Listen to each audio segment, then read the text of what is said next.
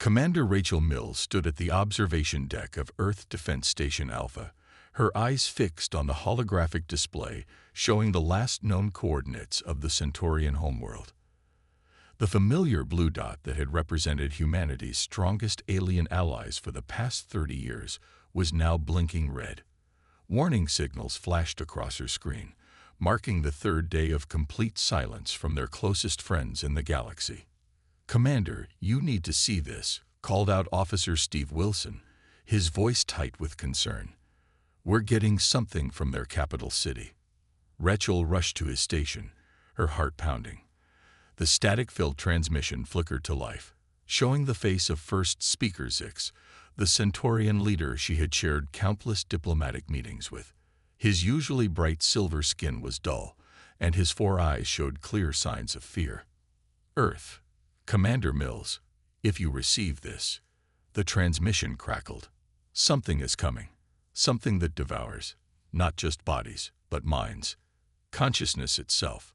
We thought we could study it, contain it, but a terrible screeching sound filled the background. Run, hide, or better yet, fight.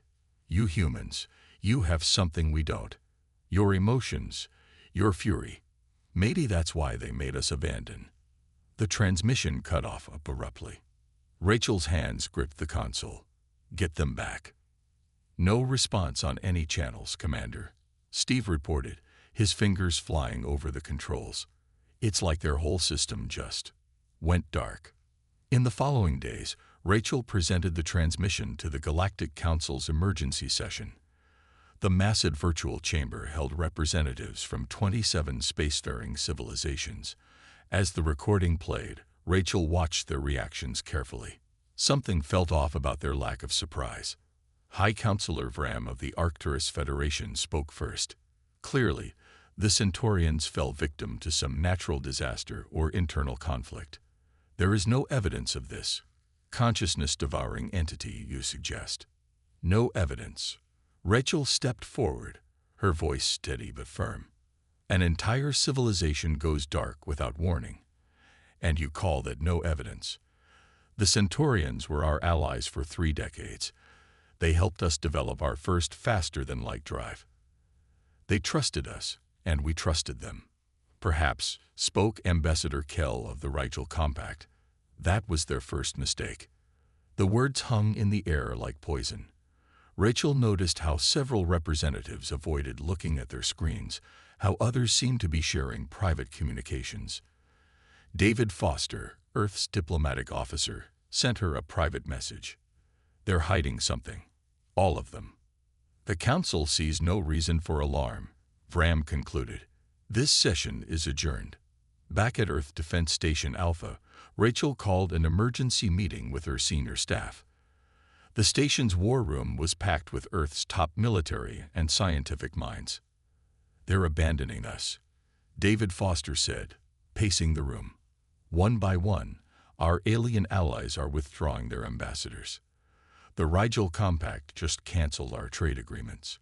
The Arcturus Federation is recalling their military advisors." Dr. Sarah Collins, the head of xenobiology, pulled up a star chart. "Look at this pattern. The silent zones where we've lost contact with various civilizations. They're not random.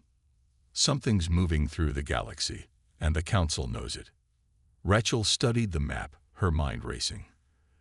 "They're not just abandoning us. They're sacrificing us. Leaving us on the outer rim is some kind of buffer." "What do we do?" Steve asked, voicing the fear everyone felt. Rachel straightened up, her jaw set with determination. "We do what humans have always done when backed into a corner. We prepare. We fight. If there's something out there devouring civilizations, it's about to learn that humanity doesn't go quietly into the night." She turned to the window, looking out at Earth shining below them. "Send word to all our colonies. Activate the emergency defense protocols. And get me everything we have on consciousness research. If the Centaurians were right about our emotions being special, we need to understand why." As the meeting dispersed, Rachel stayed behind, watching the stars. Somewhere out there, An ancient horror was moving through the darkness, silencing entire civilizations. But humanity had faced extinction before, and each time they had survived through sheer determination and ingenuity. "You should have stayed with us," she whispered to their former allies, "because now you'll see what humanity does when it stands alone." In the depths of space, another civilization went silent, and the darkness crept closer to Earth. Lieutenant John Cooper had spent 15 years working with alien communication systems. Now, as he floated in zero gravity next to Earth's main quantum relay station, he knew something was deeply wrong. The burns on the communication arrays weren't from normal wear and tear. They were deliberate. "Base, this is Cooper," he said into his suit radio. "You need to see this.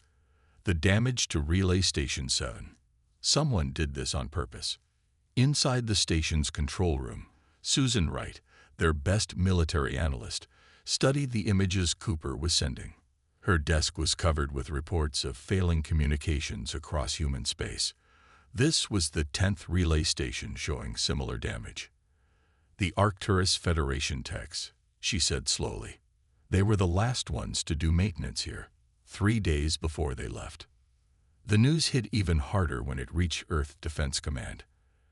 Admiral Karen Martinez called an emergency meeting with what remained of their alien contacts.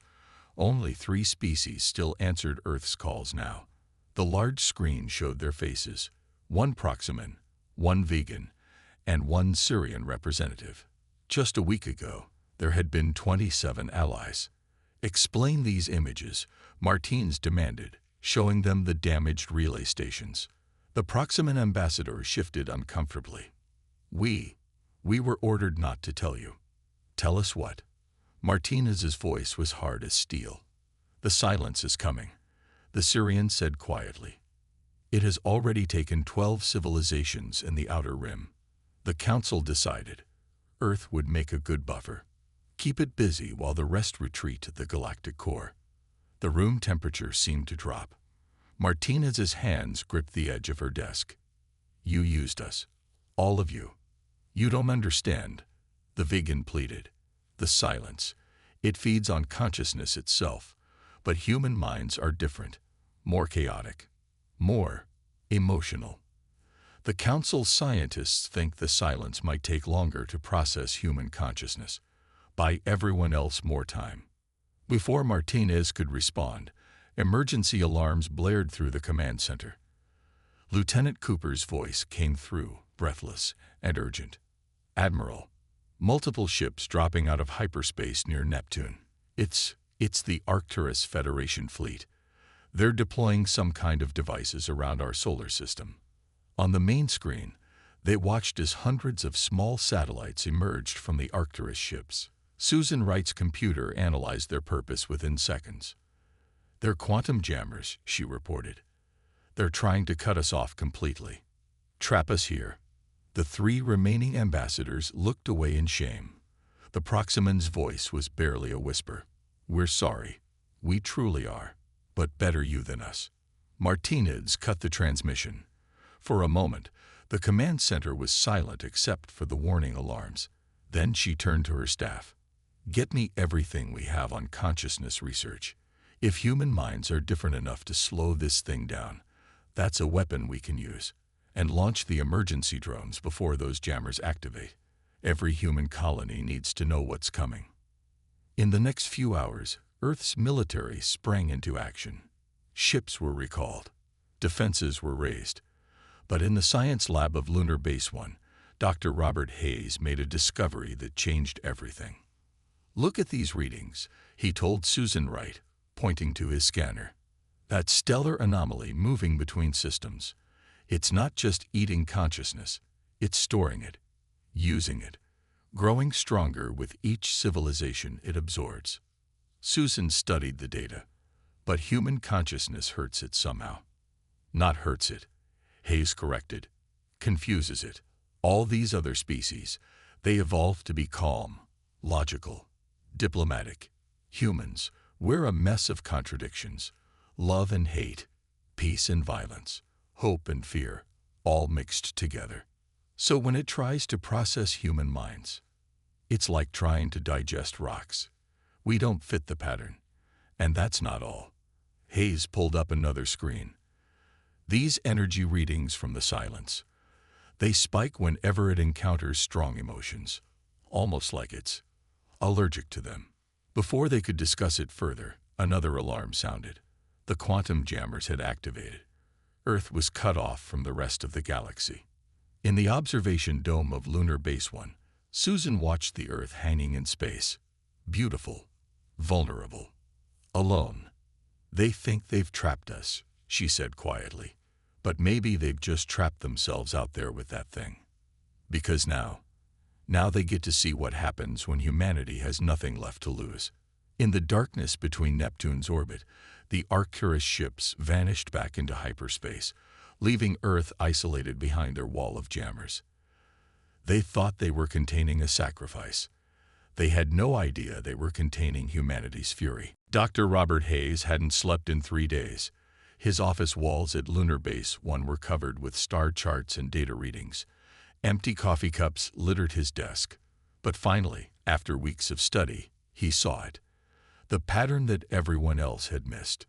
Captain Emily Barnes. He called out to the passing officer, "Get Admiral Martinez." Now. 20 minutes later, the small room was crowded with Earth's top military leaders. Hayes pointed to the largest star map on his wall. "See these dark spots, where civilizations went silent?" He drew lines between them. It's not random. It's moving in a spiral. And based on these readings, it's not just eating minds, it's following the strongest ones first. Admiral Martinez studied the pattern. Like a predator going after the biggest prey. Exactly, Hayes nodded. The Centaurians were brilliant scientists. The Arcturus Federation had the best engineers. Each civilization it took had something special. Something tasty. And what do humans have that's special? Captain Barnes asked. Hayes smiled grimly. Rage. Pure, burning emotion. While our allies evolved to be calm and logical, humans kept their fire, their passion, their fury. Before anyone could respond, the base's alarms started blaring. Lieutenant Cooper's voice came through the speakers, tense and urgent. "Contact. Something just appeared near Pluto. It's like nothing we've ever seen." They rushed to the observation deck. Through the powerful telescopes, they saw it, a patch of space where stars simply vanished. Not blocked, not hidden. Just gone, like someone had erased that part of reality. "The silence," Hayes whispered. "Our first real look at it." Captain Barnes grabbed a nearby datapad. "Getting readings now. It's massive, bigger than Earth. And it's doing something to space itself around it." They watched in horror as the thing moved closer. Where it passed, it left nothing. Not darkness, not emptiness. Nothing. Like it was eating pieces of reality itself. Then something unexpected happened. As it approached the quantum jammers left by the Arcturus Federation, it seemed to hesitate. "The jammers," Hayes said suddenly. "They're powered by consciousness, small bits of stored alien minds running simple programs. And look, the silence doesn't like them." They watched as the silence touched one of the jammers. The device exploded in a burst of light, but the silence pulled back, as if hurt. It's not just consciousness it feeds on, Hayes realized. It needs clean consciousness, ordered, logical, like our former allies. But the jammers are chaotic, broken bits of minds. His eyes widened, like human minds. Admiral Martinez grabbed her phone. "Get me the weapons lab. Now." But before she could make the call, the silence did something new.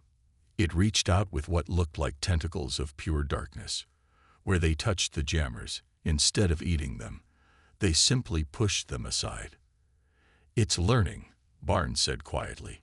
"It can't eat the jammers easily, so it's finding another way."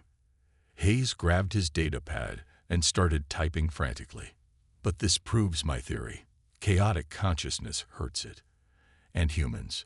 He looked up. We're the most chaotic minds it's ever met. The room fell quiet as they watched the silence slowly push through the jammer field. It would reach Earth in days. How do we fight something that eats reality? Someone asked. Admiral Martinez straightened up. The same way humanity has always fought things bigger than us. We find its weakness and we hit it hard. She turned to Hayes. You said it doesn't like chaotic consciousness. Then let's give it the biggest dose of human chaos we can make. Hayes nodded. I'll need volunteers. People with strong emotions. Soldiers, artists, lovers, fighters.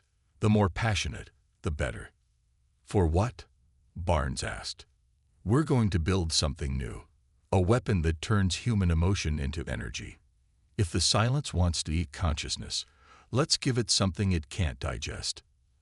As they rushed to begin work, Hayes looked back at the viewing screen. The silence had cleared another section of jammers. Soon it would reach Earth. But unlike their former allies, humans weren't running away. They abandoned us because they thought we were too emotional, too chaotic, Hayes said.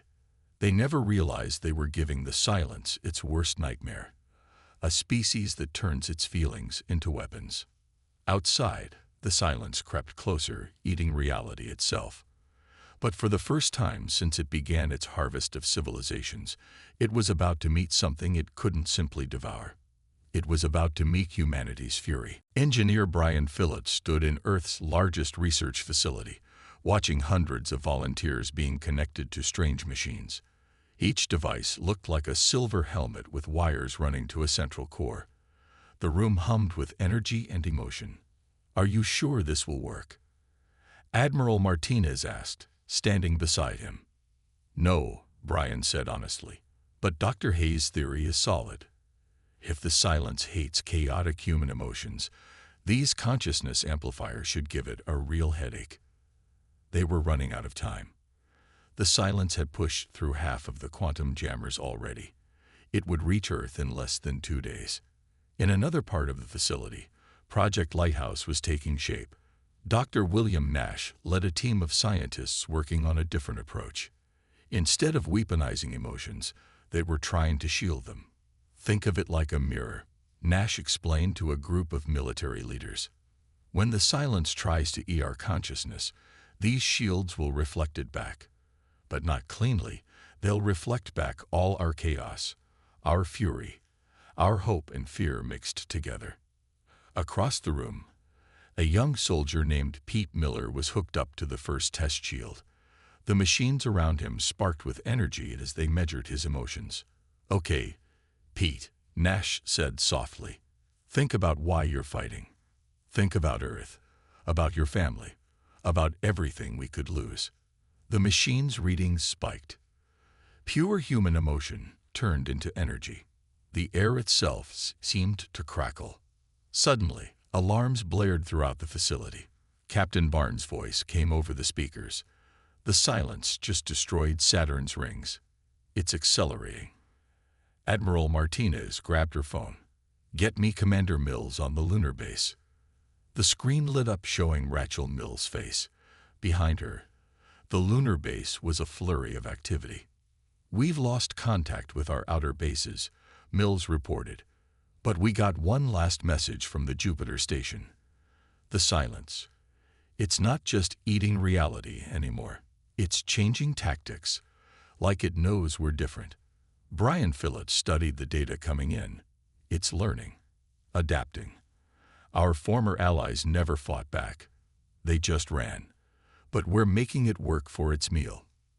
In the testing area, Pete Miller suddenly sat up straight in his chair. The machines connected to him went wild. It's not just coming to eat us, he said, his voice strange and distant. It's coming to study us. We're the first species that's ever resisted. It wants to know why. Dr. Nash rushed to check the readings. The emotional amplifiers. They're picking up something, like echoes, from the silence itself. Admiral Martinez stepped forward. Can we use that? Turn its curiosity against it. Maybe, Brian said slowly. If it's trying to understand us. He turned to his computer and started typing rapidly. We can send it everything. All of it.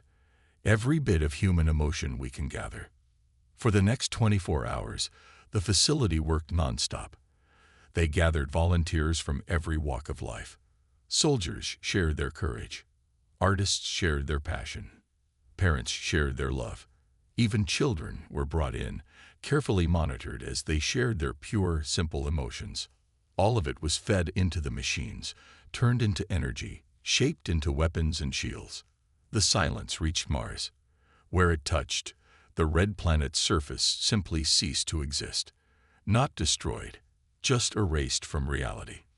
Look at that, Pete said, still connected to the machines. It's being careful now. Testing.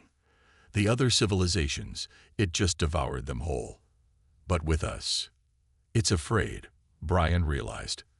For the first time in its existence, it's found something it doesn't understand, something it can't just eat. Admiral Martinez gathered her staff. On screens around the room, they could see the silence approaching. Behind it was a void where reality used to be. Ahead of it was Earth, standing alone, but not running. Our allies abandoned us, Martinez said to the room. They thought they were sacrificing us to save themselves, but they didn't understand what humans do when we're backed into a corner. She looked at the weapons they'd built.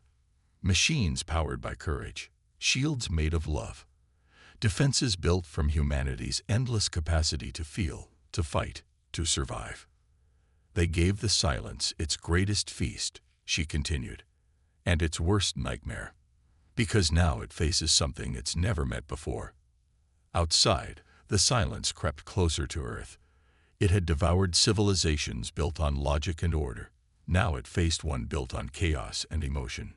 It was about to learn why you should never back humans into a corner. Major Lisa Chen stood on the bridge of Earth's newest warship, the EDS Fury. Around her, crew members worked at stations that looked more like meditation pods than traditional controls. Each pod was connected to the consciousness shield technology that Dr. Nash had developed. All emotional resonance chambers at full power, reported Officer Ryan West. His hands gripped the pod's sensors as he fed his determination into the ship's systems. Shield strength at maximum. The silence had just passed Mars' orbit. From up close, it looked like a tear in space itself, a moving hole in reality that swallowed light, matter, and consciousness. This is Major Chen to all Earth defense ships. Lisa spoke into the fleet comm. Remember your training. Don't fight your emotions. Use them. The stronger you feel, the stronger our weapons become. The first attack came without warning. A tendril of pure darkness reached out from the silence, trying to touch the EDS Fury. But when it met the ship's shields, something new happened. The darkness recoiled. In the resonance chamber, Ryan's eyes widened. It felt that. Our shields didn't just block it. They heard it. Dr. Amanda Cole, their lead scientist, studied the readings from her station. The emotional energy is working even better than we hoped. When the silence touches our shields, it's not just hitting a wall. It's hitting pure human emotion, concentrated, focused, and reflected back at it. The silence pulled back, seeming to study the human fleet. Then it attacked again, this time with multiple tendrils, trying to find a weak spot. Feed the shields, Lisa commanded. Everyone, remember why we're fighting. The crew responded. Each person in their pods focused on their strongest feelings. Some thought of family back on Earth. Others focused on anger at their former allies' betrayal. Many simply channeled their determination to survive. The shields blazed with power. When the silence struck again, the shields did more than defend. They pushed back. Waves of human emotion rolled out into space, and where they touched the silence, its darkness seemed to ripple and tear. Major, Amanda called out, look at these readings. The silence, it's not just being hurt by our emotions, it's being changed by them. Every time it touches our shields, it absorbs a little bit of human consciousness, and it doesn't know how to handle it. On the main screen, They watched as the Silence tried a new tactic. Instead of attacking, it started to pull back, trying to circle around Earth's defenses. It's looking for a weak spot, Lisa realized. Somewhere without emotional shielding. She hit her comm button. All ships, form a sphere around Earth. Don't let it find a gap. The human fleet moved as one, their shields creating a web of emotional energy around their home planet. The Silence probed their defenses again and again, but everywhere it touched, it met the full force of human feeling. Something incredible began to happen. Where the Silence touched the shields repeatedly, it started to change color. Its perfect darkness began to show swirls of color. The visible effect of human emotions infecting its consciousness. We're not just defending, Amanda said excitedly. We're changing it. Every time it touches us, it absorbs more human chaos, more emotion, more humanity. The Silence's attacks became more desperate. It had never failed to devour a civilization before. It had never met a species it couldn't consume. But humanity wasn't just resisting. They were fighting back. Then, from the other side of the solar system, new signals appeared. Ships were emerging from hyperspace. Multiple contacts. Ryan called out. It's some of our former allies. The Proximan ships, a few Syrian cruisers. They're coming back. On the command channel, a familiar voice spoke. It was the Proximan ambassador who had apologized before abandoning Earth. We saw what you did, the ambassador said. How you made the Silence retreat. We were wrong to abandon you. Your emotions aren't a weakness. They're your greatest strength. Lisa looked at her crew, each person glowing with the power of their feelings, their determination, their hope and rage, and love all mixed together. Form up with the human fleet, she told the returning allies. And watch closely. We're about to show you why you never should have left us behind. The Silence writhed in space before them, its darkness now streaked with colors it had never known before. It had come to devour humanity. Instead, humanity's fury was changing it, one emotion at a time. Colonel Daniel Peters stood in the command center of Operation Fury, watching as hundreds of ships gathered around Earth. The returning alien allies had brought vital information.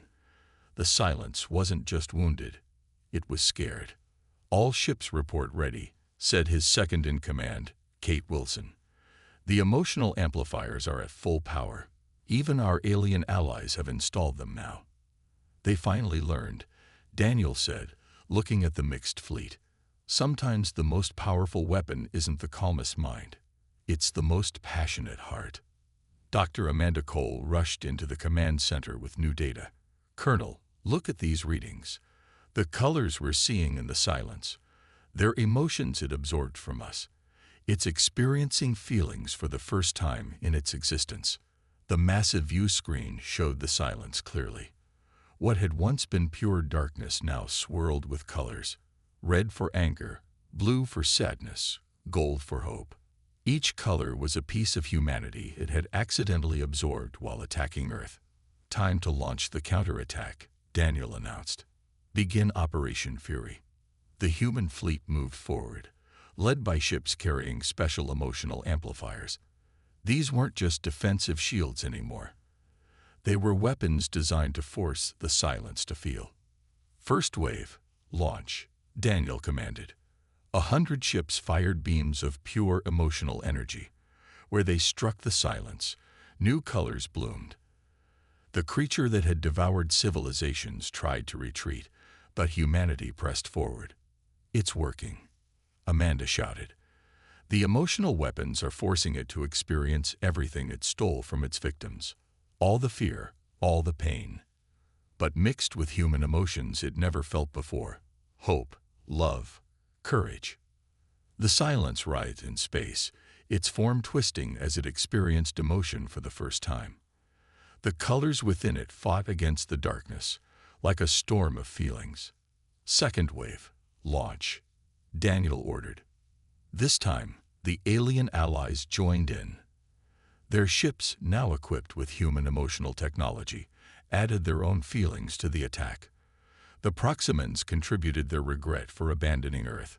The Syrians added their shame at running away. Each emotion struck the silence like a physical blow. In the middle of the battle, a young human officer named Amy Parker made a discovery. "Sir," she called out, "the colors in the silence, they're not random. Look at this pattern. I think we can see the minds it devoured. They're still in there." Amanda rushed to verify the readings. She's right. All the civilizations the silence consumed, their consciousness is still preserved inside it. And now that it's feeling emotions, they're waking up, Daniel finished. Our emotions aren't just hurting it. They're freeing its victims. The battle reached a new level of intensity. The silence fought back desperately, trying to maintain control over the countless minds it had devoured. But each blast of human emotion weakened its grip. Maximum power to the emotional amplifiers. Daniel commanded, "Everyone, focus on hope. Focus on freedom." Every human in the fleet concentrated. They thought of Earth, of family, of everything worth fighting for. The alien allies joined them, adding their own newfound emotions to the assault. The silence began to break apart. Where the emotional weapons struck, cracks of pure light appeared in its darkness. From these cracks, streams of consciousness began to escape, the minds of civilizations long thought lost. "Recovery ships, move in," Daniel ordered. "Catch those consciousness streams before they fade." The battle continued for hours. The silence fought hard, but it was fighting something it had never faced before, the combined emotional strength of humanity and their renewed allies. Finally, as the last prison of minds was broken open, the silence began to change.